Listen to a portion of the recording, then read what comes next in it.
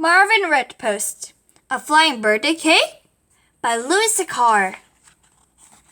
Chapter 3. A plain concrete wall stood right in the middle of the playground.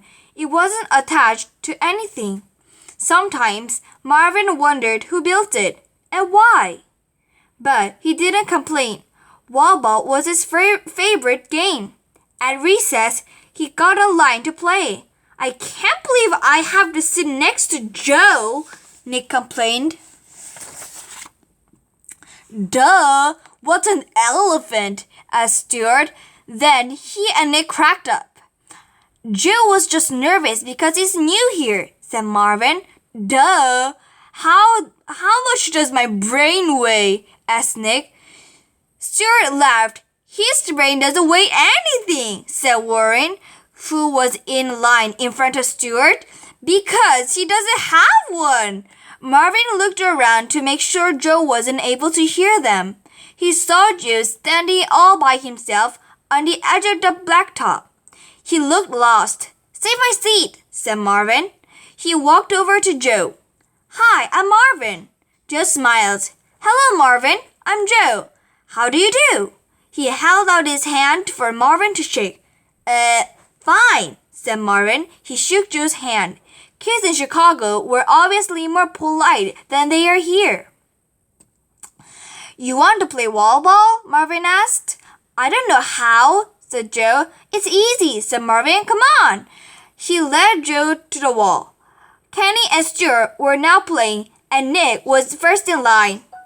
Marvin and Joe got on line behind him and in front of Travis. Hey, said Travis. I was here, said Marvin. Nick saved our places, didn't you, Nick? Nick looked at Marvin, then glared at Joe, then looked back at Marvin. Yeah, I guess, he said. Marvin knew that was what he was thinking. He had saved Marvin's place, not Joe's.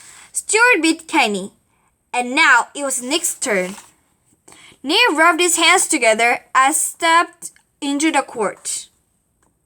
I'm going to kill you, Stuart, he said. Not if I kill you first, said Stuart. They're good friends, Marvin assured Joe. Stuart served. He bounced a big red ball on the ground, then hit it hard with both hands. The ball hit the ground, then the wall, then the ground. Nick hit it. The ball hit the ground, the wall, then the ground. You get how played? Marvin asked. I think so, said Joe. They watched each boy hit it several more times. Then Nick hit his world-famous cross-court slam, and Stuart finished. Yes, ladies and gentlemen, the almighty Nick Chuffa has done it again, Nick proudly announced. There is nobody on the planet who can return Nick Chuffa's world-famous cross-court slam. Who's he talking to? Asked Joe. The people watching on television at home, said Marvin. Nick beat Marvin too. And then it was Joe's turn. You can do it, Marvin encouraged. He patted Joe on the back as Joe stepped into the court. Nick served. Joe hit it back. Nick hit a long, high bouncer. Joe jumped up and hit it back. Nick hit a baby bouncer. Joe raced forward and got to it before he bounced twice. He was a very fast runner. Marvin found himself rooting for Joe, even though Nick was one of his best friends. Nick smashed to a return, but Joe ran backward and got that one too. He hit the ball off the wall and back to Nick. Nick was way over on the one side of the court when the ball came to him. He was perfect position. He smashed his world-famous cross-court slam. Joe raced to it and hit it back. Nick was still way over one side of the court. He couldn't get back up the center in time. The ball bounced past him. Joe won. When the bell rang, Marvin, Nick, and Stuart headed back to class together. I hate Joe, Nick said.